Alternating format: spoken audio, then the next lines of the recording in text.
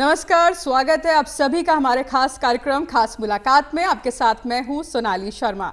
दर्शकों, खास मुलाकात का आज का ये भाग और भी खास होने वाला है क्योंकि आज हमारे साथ एक बेहद खास मेहमान मौजूद हैं जो उत्तराखंड की राजनीति के सबसे चमकते सितारे हैं। एक कुशल कार्यकर्ता के साथ ही उन्होंने जब राजनीति में प्रवेश किया तो एमएलसी बने, विधायक बने, पार्टी में महामंत्री बने, प्रदेश अध्यक्ष बने, सांसद बने। और यही वजह है कि उन्होंने हर मोर्चे पर जब बखूबी अपनी जिम्मेदारियों का निर्वहन किया तो आज उनके मजबूत कंधों पर उत्तराखंड की बागडोर सौंपी गई। जी हां, हम बात कर रहे हैं उत्तराखंड के मुख्यमंत्री श्री तीरथ सिंह रावत जी की। सर, बहुत बहुत शुक्रिया आपका हमारे कार्यक्रम में आने के लिए और बहुत बहुत बधाई आपको। धन्यवाद। नमस्कार जी। सबसे पहला सवाल मुख्यमंत्री जी, आज जब आप मुख्यमंत्री के पद पर काबिज हैं, ऐसे में आपको अपने जीवन के उन दिनों को याद करते हुए क्या महसूस होता है? आपके दूरदर्शन के माध्यम से मैं अपने जनता को नमस्कार करना चाहूँगा और जिनकी बदौलत, जिनके आशीर्वाद से और अपने राष्ट्रीय नेतृत्व आदरणीय प्रधानमंत्री जी, अपने गृह मंत्री माननीय अमित शाह जी, केंद्रीय टीम का धन्यवाद करना चाहूँगा जिन्होंने मुझ पे विश्वास जताया है। निश्चित है कि मैं उनके विश्वास पे खरा उतरने का प्रयास करूँगा और उत्तराखंड की जनता का और प्रदेश का चौमुखी विकास करूँगा। मैं एक छोटे से गांव ग्राम सीरों, जो सतपुली एक कस्बे के निकट है, पट्टी असवाल से हूँ, कलजीखाल ब्लॉक, जनपद पौड़ी गढ़वाल से आता हूँ। मैं एक सामान्य परिवार से हूँ और कभी कल्पना नहीं की थी कि यहाँ तक पहुँच सकता हूँ। एक स्वयंसेवक के रूप में, कार्यकर्ता के रूप में मैं राष्ट्रीय स्वयंसेवक संघ से जुड़ा।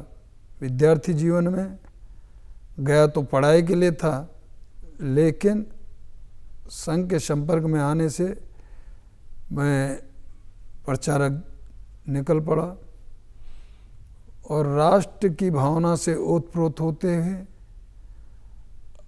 अपने को समर्पित करते हुए कुछ वर्ष तक संघ का स्वयंसेवक प्रचारक जीवन रहा और उसके बाद विद्यार्थी परिषद, छात्र संगठन में काम करने का अवसर मिला।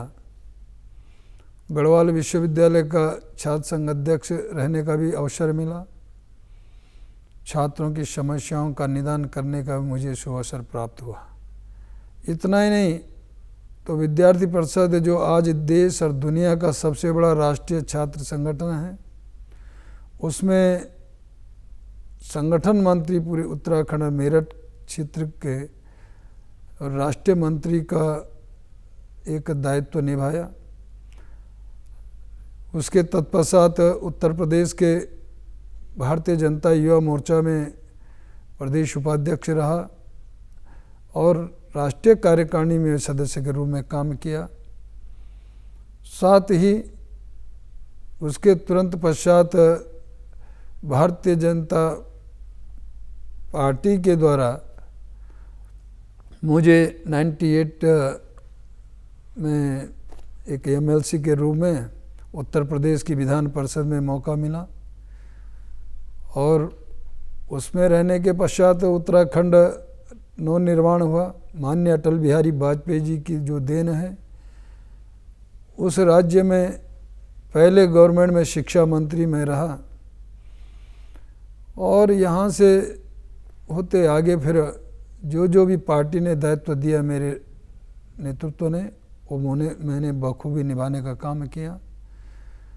भारतीय जनता पार्टी उत्तराखंड के अंदर भी प्रदेश का महामंत्री के रूप में रहा और यही नहीं तो विभिन्न जो इस प्रकार के हमारा मोर्चे हैं, प्रकोष्ठ हैं, उसका भी दायित्व रहा। तो साथ ही चुनाव होते हैं हमारे संगठन में, उसके चुनाव का भी अधिकारी के रूप में प्रदेश का, तो सदस्यता प्रमुख प्रदेश का, और उसके बाद प्रदेश अध्यक्ष का भी एक जिम्मा मिला और साथ ही चौबा-ठकाल विधानसभा से विधायक भी रहा। पार्टी ने मुझे जो जो निर्देश किए, मेरे केंद्रीय नेतृत्व ने जिस प्रकार का मुझे आदेश किया, मैं उसका 100% पालन करता रहा। किसी भी आदेश को मैंने ठुकराया नहीं। जो जो भी कहा, तो कुल मिलाकर के ये कह सकता हूँ कि हर पल हर कदम पे मैंने ये स्वीकारते हुए और कर्तव्य निष्ठा से उनका पालन किया है। तो मैं तो हिमाचल प्रदेश का प्रभारी रहा, क्योंकि माननीय गृह मंत्री और उसमें राष्ट्रीय अध्यक्ष माननीय अमित शाह जी की टीम में उनके साथ राष्ट्रीय मंत्री रहने का शुभ अवसर मिला। और साथ ही जब हिमाचल का प्रभारी बना तो कल्पना नहीं की थी कि मुझे इस क्षेत्र में सांसद की ओर आना पड़ेगा। तो मैं तो वहाँ चुनाव लड़ा रहा था और आदेश भी था मेरे राष्ट्रीय नेतृत्व अध्यक्ष जी का कि वहाँ जिसको जो जिम्मेदारी है वहीं उनको रहना है। तो मैं तो वहाँ लगा हुआ था 4 महीने से। लेकिन एकाएक जब हिमाचल की बात मैं करने दिल्ली गया तो मालूम हुआ कि सांसद का चुनाव मुझे भी लड़ना है। कम समय में, कम अवधि में ऐसे जो मुझे टाइम मिला तो संसद का चुनाव लड़ने का, तो उसमें मेरी जनता ने मुझे अच्छे मतों से कह सकता हूँ और लोकसभा उस पटल पे भेजने का काम किया। मैं उसको साधुवाद धन्यवाद भी दूँगा। और उसके साथ साथ अभी वर्तमान में मैंने कहा ना, मुझे कल्पना भी नहीं थी कि एक ऐसे छोटे से कार्यकर्ता अन्य कार्यकर्ता को, और जो केवल एक सेवा के रूप में निकल के आया था संघ के संपर्क में, और वो यहाँ तक पहुँचेगा। कभी सोचा भी नहीं था कि राजनीति क्या होती। जब मैं संघ में गया तो मुझे ये नहीं था कि भाजपा भी मेरा राजनीतिक परिवार का एक संगठन। सर, यहाँ रोकूंगी आपको। क्या बचपन में कभी सोचा था कि राजनीति की ओर जाऊंगा? क्योंकि जब पिछली बार मैंने आपसे बात की थी तो आपने कहा था स्कूल में मुझे मॉनिटरगिरी का बड़ा शौक था। तो क्या कहीं ना कहीं वो चीज़, वो जिम्मेदारी आगे चलकर काम आई? और क्या बचपन से था कि आगे चलकर राजनीति का हिस्सा बनना है, कुछ करना है देश के लिए, प्रदेश के लिए? नहीं, देखिए, आपने याद दिलाया कि मैं पिछले समय भी आपके बीच में था, तो निश्चित मैंने कहा कि मैं एक वास्तव में तो मैं तो देश की और राष्ट्र की भावना से उत्प्रोत होती है स्वयंसेवा। लेकिन उससे पूर्व सत्य है कि मैं एक मॉनिटर के रूप में रहा हूँ। जब जूनियर हाई स्कूल में रहा था, हाई स्कूल में वहाँ भी मॉनिटर बना। और इंटर कॉलेज में बाहर जब मैं पढ़ने के लिए गया जरीखाल, तो वहाँ मैं हॉस्टल में भी जीएम रहा और कॉलेज में भी जीएम रहा। इवन कि एनसीसी में भी अंडर अफसर रहा। और उसके बाद फिर संघ में स्वयंसेवक के रूप में आया। तो दूर दूर तक मैं राजनीतिक क्षेत्र को जानता नहीं था भाजपा, और संघ की प्रेरणा से ही काम करता रहा हूँ और उसी में अपने को समर्पित कर दिया था। लेकिन एक समय आया, एक दौर आया कि 85 में जब अटल बिहारी वाजपेयी जी हार गए, बड़े बड़े दिग्गज हार गए इंदिरा लहर में, तो अटल जी पहाड़ के दौरे पे आए और वो भी देहरादून, अपने श्रीनगर, गोपेश्वर, कुर्दार। तो जब श्रीनगर में, उस समय श्रीनगर में प्रचारक था, तो भाजपा का काम शहरों में बहुत कम, ग्रामीण में बहुत कम था, बड़े शहरों में था। शहरों की पार्टी कहते थे। और उस समय अटल जी का आना, रात का उनका श्रीनगर रुकना, बहुत बड़ी सभा होना और उनको सुनने के लिए चाहे कोई भी पार्टी का हो, इवन यूनिवर्सिटी का प्रोफेसर तक भी आगे आगे बैठते हुए मुझे दिखाई दिया। और उस समय एक पार्ट 1 के BSc 1 के छात्र से संचालन हमने कराया। कल्पना करो अटल जी की सभा का, ऐसा समय वो हमने देखा है। और उनको भोजन परोसने का भी काम मिला। बाद में फिर कोटद्वार जाकर के, और कल्याण सिंह कल्ला जी अध्यक्ष थे, महामंत्री थे, उनके साथ मुझे बिठाया गया विभाग प्रचारक जी के द्वारा, और हमारे गजे नेतानी जी थे, पार्टी भाजपा का काम देख रहे, उनके द्वारा। तो कोटद्वार और जब गया तो अटल जी, आज मसूरी एक्सप्रेस होती थी, वो देहरादून से चलती है, लेकिन कोटद्वार से उसके 5-6 डब्बे लगते थे और 8 बजे चलती थी। 3 घंटा वेट करना पड़ता था नजीमाबाद में, तब जुड़ती थी, तब आगे बढ़ती थी। हम कहें कि हम जब कभी भी लखनऊ जाते थे तो 20 मिनट का रास्ता नजीमाबाद, तो AC को बैठने के लिए हम नजीमात आते थे। अटल जी चाहते तो सारी सुविधाएं थी, सब कुछ था उनको, सब सुरक्षाएं थी, लेकिन उन्होंने ये पसंद नहीं किया। उन्होंने कोटद्वार में ही यानी 3 टायर में बैठना पसंद किया। 2 कंबल दिए और ये लगाई। नजीमाबाद में 3 घंटा वेट किया, मसूरी आई तो उससे जुड़कर आगे बढ़ी। वो मैंने अटल जी का इस प्रकार का खान पान, रहन सहन, उच्च इस प्रकार एक मित्र व्ययता, ये सब चीज़ें, वो आदर्श जब मैंने देखा है तो वहाँ से मुझे प्रेरणा मिली है कि ऐसा भी एक राजनीतिक जीवन में इस प्रकार के लोग होते हैं, ऐसा एक संगठन। तो जाके मैं तब समझा कि भाजपा भी हमारा एक परिवार संगठन का राजनीतिक क्षेत्र है, तब मैं भाजपा को समझा। नहीं तो मैं समझता, मैं तो मुझे मालूम ही नहीं था। तो वहाँ से होकर के ये सब आया। तो आज मैंने कहा कि मुझे जब यह दायित्व मिला तब तक भी मुझे मालूम नहीं था। मैं तो लोकसभा में हमारी आजकल चल रही थी, पार्लियामेंट के अंदर था, फिर लौटा तो ये तय हुआ कि सांसदों को भी विधानमंडल की बैठक में जाना है। तो यहाँ आए और हमारा राष्ट्रीय अध्यक्ष के द्वारा हुआ कि सब सांसदों को जाना है, तो हम उस रूप में यहाँ आए थे उस दिन। लेकिन जब विधानमंडल बैठक हुई, प्रस्ताव पारित हुआ, तो फिर ये तय हुआ है ऊपर से कि आपको, तो सब ने प्रस्ताव पारित करते हुए, और जब हमारा तो पहले से भी मालूम नहीं था कुल मिला करके। मैं तो दिल्ली उस दिन पार्लियामेंट थी और मेरा क्वेश्चन लगा हुआ था, तो मैं क्वेश्चन की तैयारी कर रहा था 0 आवर में, और वहाँ जाना था। लेकिन जब इधर का रुख हुआ तो आदेश हुआ पार्टी का कि नहीं वहाँ जाना है, तो इतने तक मालूम था कि यहाँ बैठक में आना है। लेकिन उसके बाद जब तय हुआ, प्रस्ताव पारित हुआ, तो आज मैंने कहा ना कि कभी कल्पना नहीं की थी मैंने, सोचा भी नहीं। महसूस कैसा हुआ सर जब इतनी बड़ी जिम्मेदारी आपको मिलने जा रही थी, तो उस वक्त किस तरह की भावनाएं मन में उमड़ रही थी? देखिए, मैं बहुत भावुक था, और जब ये विषय आया तो मेरे मन में, क्योंकि यकायक जब इस प्रकार की जिम्मेदारी, और मैंने कहा जिस बात कल्पना भी ना हो, और उस समय एक भावुक क्षण था मेरे लिए, और वो उस समय रहा। बिल्कुल। सर, अगर कुछ समय पहले की बात करें तो जब राजनीति में आप प्रवेश कर रहे थे तो घर वालों का क्या उस वक्त कहना था? क्योंकि होता है, माता पिता कहते हैं कि नौकरी करिए, कहाँ राजनीति में आप जा रहे हैं, कहाँ आप छात्र संघ के चुनाव लड़ रहे हैं या उस ओर जा रहे हैं। तो कभी ऐसा दबाव रहा परिवार की तरफ से कि राजनीति में मत जाओ, पढ़ाई लिखाई करो, नौकरी करो? स्वाभाविक ही, देखिए माँ बाप की इच्छाएँ अपेक्षाएँ होती हैं, और जो माँ बाप अपने बच्चों को बाहर भेजे पढ़ने के लिए, तो उसके बाद निश्चित उसके मन में एक भाव रहता है कि ये नौकरी भी लगे, फिर आगे का जो कर्म रहता है वो भी हो। तो जब मैं स्वयंसेवक बना अलग निकल गया, तो फिर जब पता चला उनको, तो उनको लगा कि बेटा हाथ से गया, क्योंकि संघ के बारे में जब सुना और मैं विस्तारक निकल गया, प्रचारक, तो उस समय तो एक था कि ये गया हाथ से, इस तरह का था मैंने।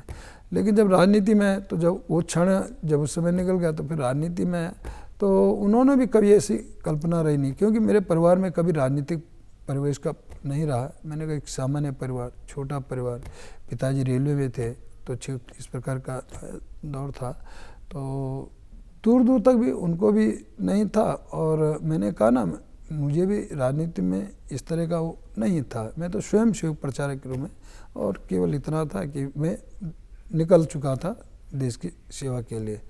तो लगा जब उनको भी, तो कह सकता हूँ कि उनको भी कुल मिला करके ये कभी सोचा, मैंने नहीं सोचा तो उन्होंने क्या सोचना था। तो ये तो एक मेरे राष्ट्रीय नेतृत्व का, मैंने जैसे कहा कि उनकी कृपा दृष्टि है, और उन्होंने, माननीय प्रधानमंत्री जी ने, अध्यक्ष जी ने, अपने सारे वरिष्ठ नेताओं ने, अमित शाह जी ने जो जो समझा और दायित्व दिया, तो यह है कि मेरा इतना ही है कि अब दायित्व दिया है तो उस दायित्व को ठीक से निर्वाह करूं, और उत्तराखंड के जनता का भला करूं, और यहाँ का चौमुखी विकास करूं। हर नौजवान के हाथों को मजबूत करूं, माता बहनों के हाथों को मजबूत करूं, उनके बोझ को कम करूं, और इस उत्तराखंड को एक ऊंची उस पर ले जाने का काम करूं, ऐसा मेरा रहेगा। बिल्कुल। सर, ये भी जानना चाहेंगे आपकी शुरुआती जो शिक्षा है वो कौन से स्कूल में हुई और कॉलेज कौन सा था? तो उन दिनों को याद करते हुए कुछ बताइए आप हमारे दर्शकों को। देखिए, मेरा तो ग्रामीण प्रवेश रहा है, और गांव में पढ़ाई रही है। लेकिन इतना जरूर कि कुछ समय के लिए पिताजी रेलवे में थे तो मैं अंत से कहीं जगाधरी रहा हूँ और गाजियाबाद, ऐसा करके बचपन में छोटे उसमें कुछ समय के लिए। लेकिन बाकी शेष पढ़ाई मेरी पूरी तरह गांव में। और फिर जूनियर हाई स्कूल मेरा एक आसपास बाजू में ही एक रमाडांग आता है। फिर मैं वहाँ साइंस नहीं थी, इंटर ज़रूर था, हाई स्कूल ज़रूर था, लेकिन मैं मौधार वहाँ से नहीं भी होगा तो 7-8 किलोमीटर दूर और वहाँ गया कि मुझे साइंस लेनी है। एक भी ऐसी जिद रहती थी माँ बाप से, तो वहाँ निकला हूँ। और वहाँ के बाद फिर मैं जयरी खाल आया हूँ। इंटर मैंने वहाँ से किया, हॉस्टल में रहा हूँ। और जो मैंने कहा कि विभिन्न दायित्वों में कॉलेज के वहीं ऐसा मौका मिला है। और फिर वहाँ ग्रेजुएशन भी किया है। लेकिन साथ में एक समय दौर ऐसा आया वहाँ भी ग्रेजुएशन में कि एक प्रिंसिपल हमारे आए थे डिग्री कॉलेज में। मैं शाखा लगाता था डिग्री कॉलेज के कैंपस में, और वो नहीं चाहते थे कि ये संघ की शाखा यहाँ लगे, आरएसएस शाखा लगे। तो उस पर भी विवाद हुआ। उन्होंने कहा तीर्थ शाखा हटनी चाहिए। मैंने कहा मैं नहीं हटा सकता। कहना आप अधिकारी। मैंने कहा हमारे स्वयं सेवक होते हैं, स्वयं प्रेरणा से आते हैं। ऐसा भी एक दौर था। और जब मैं नहीं माना तो बहुत बड़ी ऐसे 50-60 नौजवानों की शाखा, तो उन्होंने किसी उसमें मुझे फिर घेरने का प्रयास किया। तो जिसमें मेरे पिताजी को भी बुलाया, आए कि इनको समझाइए ऐसा ना करें। और मैंने उस समय ये था कि एक ऐसी भावनाओं से और एक ऐसे विचारों से मैं तब तक इतना ऊपर उठ गया था कि मैंने उस समय अपने पिता कहा कि आप जाइए, मैं इसको संभाल लूँगा और इसमें आपको कोई हस्तक्षेप नहीं करना। अब मैंने इतना तक मुझे पिताजी के लिए कहना पड़ा। वो निकले तो ये स्थिति आई कि जब मैं नहीं माना तो प्रिंसिपल को मुझे ब्लैक लिस्टेड करना पड़ा। यह भी देखा, मेरे बहुत सारे वरिष्ठ पदाधिकारी भी आए, संघ के बहुतों ने कहा कि तीरथ अपना एक माफ़ीनामा दे दो और कोई बात नहीं, क्यों अपनी लाइफ ख़राब करना है, पढ़ाई। लेकिन मैं नहीं माना। यानी कि जो एक बार ठान ली वो ठान ली। वो मेरा एक स्वभाव जो ठान ली, क्योंकि अपने लिए नहीं, अपने व्यक्तिगत उसके लिए नहीं, एक मेरे स्वभाव में है। लेकिन जो विचार है मेरा और जो मैंने विचार लिए हैं और जो लक्ष्य और जिस सिद्धांतों में मैंने चलने का जो ध्येय बनाया था, उनके लिए मैंने कहीं भी किसी भी प्रकार का समझौता नहीं किया है अपने उससे। बिल्कुल सर, इस दौरान आपकी और आपकी धर्मपत्नी की मुलाकात कब हुई और कितना उनका सहयोग आपके इस पूरे राजनीतिक जीवन में रहा? देखिए, पहले बात तो ये है कि माँ बाप ने उम्मीदें छोड़ दी थी कि अभी शादी भी करेगा। उम्मीद छोड़ दी थी। और मैं जब कभी सीनियर भी होता था तो बहुत सारे अपने इर्द गिर्द के लोग होते थे, अन्य भी आसपास के, तो सबको था कि ये शादी नहीं करेगा, क्योंकि संघ का अचानक ऐसा था। लेकिन एकाएक विद्यार्थी परिषद में आने के बाद, संगठन में काम करने के बाद, तो मेरठ में भी कुछ रहने का समय मिला। और वहीं विद्यार्थी परिषद से रश्मि जी भी जुड़ी थी और वहाँ कैंपस में एमफिल पीएचडी कर रही थी, तो उसको भी बहुत सारे अधिवेशनों में जाने का अवसर मिला। तो उस दौरान तो जो विद्यार्थी काम करते करते भी संपर्क और इस तरह आया, तो वही एक दौर था। और यही एक फिर तो परिवार में सर कौन कौन है आपके? देखिए, मेरे परिवार में तो माँ जी पिताजी नहीं रहे, लेकिन बड़े भाई हैं, आर्मी में थे, सेवानिवृत्त हुए हैं, गांव में रह रहे हैं। और बाकी एक मुझसे बड़े हैं, वो यहीं रह रहे हैं देहरादून में, अपना अलग से उनका निवास है। और जो मेरा स्वयं का है, तो मेरी पत्नी है रश्मि, एक बिटिया है, तो वो अभी हाई स्कूल में है, क्योंकि लेट से सब कुछ होना, तो देर से सारी चीज़ें रही हैं। तो ये मेरा अपना परिवार है। जहाँ तक पत्नी का सपोर्ट और सहयोग और पूरा कुल मिलाकर पूरा सपोर्ट और पूरा सहयोग और पूरा वो संभालती है, और मुझे काफ़ी उनके उससे इसमें अपने राजनीतिक क्षेत्र में काफ़ी सहयोग मिलता है। और बहुत सारी चीज़ें मुझे लगता है कि मुझे घर की चिंता नहीं करनी पड़ती है। मैं वह पूरा फील्ड वर्क रहा हूँ शुरू से ही, और जो क्योंकि मैंने कहा मैं संघ में रहा हूँ, प्रचारक जीवन रहा है, तो घर से दूर रहना ऐसा एक रहा है, लेकिन अभी भी वही एक रहा है कि अधिकतर जनता के बीच में रहना, फील्ड में रहना, क्षेत्र में रहना और जो दायित्व मिलता है उसका बखूबी निर्वाह करना। तो इसलिए घर में कम समय मिलता है, मैं तो टाइम भी नहीं दे पाता बच्चियों घर को। तो ये पूरा जो संभालती हैं, रश्मि संभालती हैं, पत्नी संभालती है, तो ये मैं थोड़ा मेरे साथ में उनका एक तरह का सहयोग और पूरा उनके उससे आगे बढ़ते हैं। बिल्कुल सर, राजनीति का जो आपका सफ़र रहा है सर, एक एक सीढ़ी आपने चढ़ी है और जो भी आपको पद मिला है आपने बहुत अच्छे से हर मोर्चे पर कहीं ना कहीं अपने कार्यों का निर्वहन किया है। मुख्यमंत्री के तौर पर उत्तराखंड के विकास के लिए अब तीरथ सिंह रावत जी की क्या प्राथमिकताएं हैं, क्योंकि अब 1 साल बाद हम फिर चुनाव में जाने वाले हैं। 4 साल की बात करें सरकार की, तो उन उपलब्धियों को आप किस तरह से देखते हैं और आने वाले 1 साल कितना अहम है, क्या कुछ करने वाले हैं? बड़ी चुनौती है, क्योंकि ज़्यादा समय नहीं है, 1 वर्ष का समय है और 4 वर्ष हमारे सरकार को निकल गए।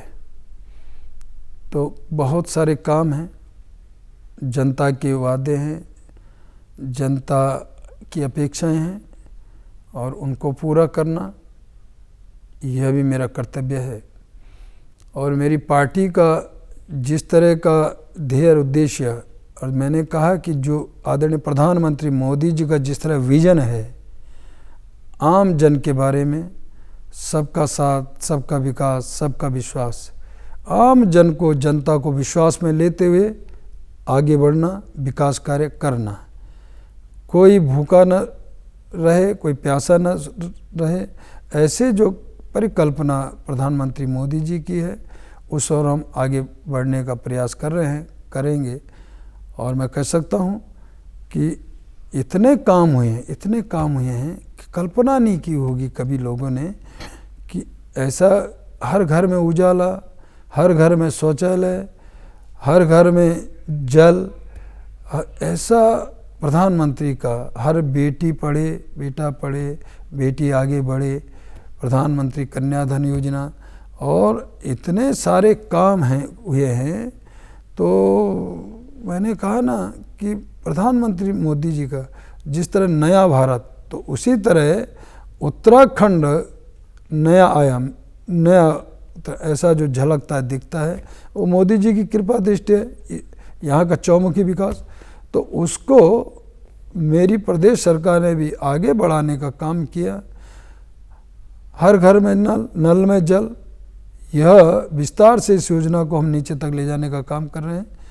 तो जो मुख्य बिंदु हैं और जनता की जिस तरह के मुख्य जो अपेक्षा है, पलायन रुके और एजुकेशन अच्छी हो, स्वास्थ्य की सुविधाएं उपलब्ध हों, ये तो उसका मुख्य। सड़कें, लेकिन सड़कों का तो जाल बिछ गया और इतना जाल बिछ गया कि भारतमाला रोड, इतना बॉर्डरों को जोड़ना, मैं जब अपनी लोकसभा के अंदर ही देखता हूँ तो ऋषिकेश से लेकर के हरिद्वार से आगे बढ़े तो सिन्नर, कर्णप्रयाग और ग्वालदम और आपका गरुड़ और बागेश्वर तक इतना सैल सपाट, माने रोड हॉट मिक्स की कभी देखा नहीं होगा जनता ने। तो उधर नहीं तो कर्णप्रयाग और जोशीमठ की तरफ, तो इधर गंगोत्री यमुनोत्री की तरफ, उधर टनकपुर और लोहागढ़, बागेश्वर, इधर सारा आपका पिथौरागढ़ तक, तो पूरी तरह सड़कों से पट गया। अच्छी रोडें, अच्छी सड़कें। और इतना ही नहीं, तो आज़ाद भारत में पहली बार पहाड़ में ट्रेन चढ़ना। कभी अंग्रेज़ों ने शिमला, दार्जिलिंग चढ़ाई थी, लेकिन कभी किसी का ध्यान नहीं गया कि पहाड़ों में भी फिर ट्रेन चढ़ सकती है। मोदी जी का ड्रीम प्रोजेक्ट, और वह ट्रेन योग नगरी ऋषिकेश से और आगे कर्णप्रयाग तक, कर्णप्रयाग से आगे जोशीमठ तक भी सर्वे, सोनप्रयाग तक सर्वे। जैसे 4 धाम सड़क है तो 4 धाम ट्रेन का भी जाना, गंगोत्री यमुनोत्री का भी सर्वे, और यही नहीं तो उधर टनकपुर से लेकर बागेश्वर तक सर्वे, यही नहीं तो रामनगर से और चौखटिया तक सर्वे। और मैंने कहा ग्रीष्मकालीन राजधानी हमारी गैरसैंण है, वहाँ तक भी सर्वे होना चाहिए, वहाँ तक भी सर्वे की बात हुई है। तो ऐसा पाठ दिया गया है। तो कुल मिलाकर आने वाले समय में बड़े बड़े हैवी बांध जाएंगे। कनेक्टिविटी पे बहुत या, जोर है। सर, कुंभ को लेकर एक सवाल पूछना चाहूंगी। ये आपका कहीं ना कहीं सौभाग्य है कि कुंभ का संचालन अब आपके हाथों हो रहा है। 12 साल में एक बार आता है, भव्य आयोजन है। किस तरह की तैयारियां, किस तरह का काम किया जा रहा है और किस तरह से आप लोगों को आमंत्रित करेंगे कुंभ में भाग लेने के लिए? देखिए, कुंभ कोविड के समय ये आया है और 12 साल बाद आता है। और जब मैंने कार्यभार संभाला तो मैंने उसी दिन 2 घंटे बाद अपने अधिकारी में बैठक बुलाई। तो कुंभ का अगले दिन ही महास्नान था। तो मैंने उसके बारे में ब्रीफिंग जब ली तो पूछा कैसे कैसे है। तो काफ़ी मुझे चिंता थी, क्योंकि मैसेज एक ऐसा गया था कि कुंभ बहुत ही छोटा और लोग घबराए थे, डरे थे कि क्या होगा, तो नहा पाएंगे नहीं नहा पाएंगे। और 12 साल बाद आता, लोग बहुत पहले से मन बनाए होते हैं कि इस समय हम कुंभ जाएंगे, कुंभ नहाएंगे। इच्छाएं लोगों की होती हैं, माँ गंगा के प्रति एक आस्था, एक भावना। और जब वो न हो तो लोग कैसे लगे। तो उसको मैंने ये कहा कि ये पहली बात तो कि ये भय दूर होना चाहिए, ये डर हटना चाहिए कि कुछ नहीं होगा और हम कुंभ नहाएंगे। इसके लिए क्या हो सकता है, तो पहला स्नान अच्छा होना चाहिए। तो उसके लिए मेरे अखाड़ों से बातचीत हुई तो उनका कुंभ भव्य दिव्य हो, लेकिन साधु संतों का, अखाड़ों का भी पूरी तरह स्वागत हो, अभिनंदन हो। तो मैंने पहले ही दिन तय किया कि हेलीकॉप्टरों से फूल वर्षा में उनका स्वागत किया जाए। वो हमने किया और मुझे भी सौभाग्य मिला है, मैंने भी उनका स्वागत किया फूल वर्षा से। उनके बीच में नहाने में, घाट में और जगह जगह फिर स्वागत का काम किया है। मैंने जब ये संदेश दिया कि भारत सरकार का, प्रधानमंत्री मोदी जी का जिस तरह एक कोरोना को लेकर, कोविड को लेकर के और जो एक बचाव पक्ष होना चाहिए तो उसका पूरा 100% पालन करना चाहिए। तो मास्क लगाएं, सैनिटाइज लगाएं, तो ऐसा मैंने कहा। लेकिन साथ में कोई रोक टोक नहीं होनी चाहिए, लोग आएँ, स्वागत है और उसको हम किसी प्रकार का कोई कष्ट नहीं होने देंगे। तो ये मैंने जब कहा तो रातों रात लोग उमड़ पड़े। और मैं जब सुबह, मैंने शाम को स्नान के बाद समीक्षा की है तो पहली बात तो पूरे अखाड़ा परिषद बड़े खुश थे। जो पहले अंत से कुछ भी कह देते थे, उस दिन उनके मुंह से स्वयं निकला कि बहुत बढ़िया, बहुत बढ़िया। और उन्होंने सरकार का धन्यवाद किया कि अच्छा हुआ। और मैंने जब पूछा तो लोग रातों रात टूट पड़े। ऐसे 33-34 लाख के लगभग संख्या उमड़ पड़ी और स्नान किया। किसी प्रकार का कोई भी, किसी प्रकार का न कोई कोविड और न कोई घपला, पूरा शांत प्रिय ढंग से। और इतना ही नहीं तो व्यापारी बड़ा प्रश्नचित्त नज़र आया। उन्होंने भी कहा कि साहब 12 साल में और 6 साल में तो आता है। हम उस समय हम कहते हैं कि हमारे बहुत पहले से किसी का दिया तैयार है, किसी का आपका गंगा जली तैयार है, किसी की फूल मालाएँ तैयार है, किसी के आपका अन्य अन्य सामग्री तैयार है। लेकिन जब आदमी नहीं आएगा तो कौन उसको खरीदेगा। तो उनके चेहरों में भी खुशियाँ नज़र आई कि आज वह भी, उनकी दुकानें चल पड़ी। तो यह कुल मिलाकर के ये मैंने किया। कुंभ की समीक्षा की मैंने और उससे पहले बहुत सारी जो चीज़ उनका शुभारंभ किया, लोकार्पण किया। बहुत सारे प्रोजेक्ट थे और अन्य निरंजनी अखाड़े और भी इस प्रकार का जगह जगह मैंने पूछा। और बैरागी अखाड़ा था, उनको हमने स्थान दिया। जहाँ नहीं था उनका स्थान, शंकराचार्यों के लिए स्थान नहीं था, उनको स्थान देने का काम किया। ऐसे जिन जिनों भी अपनी डिमांड रखी, जो पहले नहीं था वो मैंने किया, उनको जगह उपलब्ध कराने काम किया।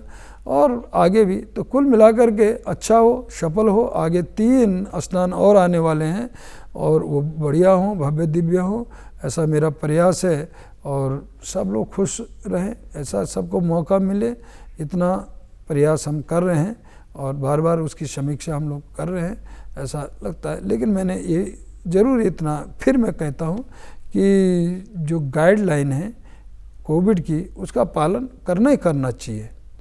ऐसा वो बेहद बेहद अहम है। मुख्यमंत्री जी, चलते चलते प्रदेश की जनता को आप क्या कहना चाहेंगे? क्या उनको एक मैसेज, एक संदेश देना चाहेंगे? देखिए, मैं क्योंकि जनता की बड़ी अपेक्षाएं हैं और मैंने कहा कि यहाँ का जिस तरह का मैंने शिक्षा स्वास्थ्य है, लेकिन साथ ही यहाँ का पर्यटन है, यहाँ का तीर्थाटन है, उस और हमारा ध्यान रहेगा। अभी 4 धाम खुलने जा रहा है तो उसको भी कैसे भव्य दिव्य बनाएं। कल ही मैंने दिल्ली से तो आपका सीधे वीडियो कॉन्फ्रेंस करके और अपना वर्चुअल वहाँ की पूरा केदारनाथ, बद्रीनाथ, अन्य इस प्रकार का धाम का भी सारा वहाँ पे मीटिंग बैठक की है। क्या हम करना जा रहे हैं और क्या वहाँ की तैयारियाँ हैं वो भी सब किया है और अच्छा उसकी भी हम 4 धाम की तैयारी अच्छी कर रहे हैं, क्योंकि मुझे लगता है इस समय वहाँ भी लाखों की भीड़ उमड़ पड़ेगी। पिछले साल कोविड था इसलिए नहीं हो पाया, लेकिन ये हमारी तैयारी है। उनको अच्छा रहन सहन, रहन बसेरे, होटल अच्छे मिले, पूरी तरह स्वच्छता मिले, शुद्धता मिले और उसका लाभ ले सकें, दर्शन कर सकें, उस तैयारी में हैं। और साथ ही मैंने कहा कि इसका प्रदेश को आगे ले जाने का काम, आम माता बहनों का बोझ कम, क्योंकि माताएं बहनें यह एक समाज का अभिन्न अंग है और इसी से समाज बनता है। और हम लोग, मैं सोचता हूँ कि इसकी मेरी पहली प्राथमिकता रहेगी। और नौजवानों को रोजगार, स्वरोजगार, कृषि की और आगे उनको बढ़ाना यह रहेगा। यानी तो कहीं ना कहीं हर हाथ को मजबूती देने की कहीं ना कहीं प्राथमिकता इस वक्त मुख्यमंत्री की है। शुक्रिया सर, आपका बहुत बहुत, आपने समय निकाला, आप हमारे कार्यक्रम में आए, बहुत बहुत धन्यवाद आपका। नमस्कार, बहुत बहुत धन्यवाद, थैंक यू। तो दर्शकों, ये थे हमारे साथ मुख्यमंत्री तीरथ सिंह रावत जी, जिन्होंने बताया कि क्या उनकी प्राथमिकता है उत्तराखंड के विकास को लेकर। उम्मीद करते हैं आपको आज का हमारा कार्यक्रम बेहद पसंद आया होगा। फिलहाल के लिए दीजिए इजाजत, देखते रहिए दूरदर्शन उत्तराखंड। नमस्कार।